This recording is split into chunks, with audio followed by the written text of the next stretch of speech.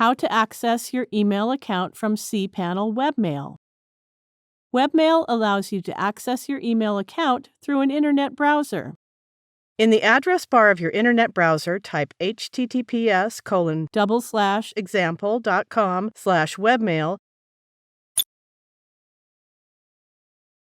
Here, example.com is the domain of the email address we want to access. Just replace example.com with the domain of the email address and hit Enter button. Now enter the email address and password.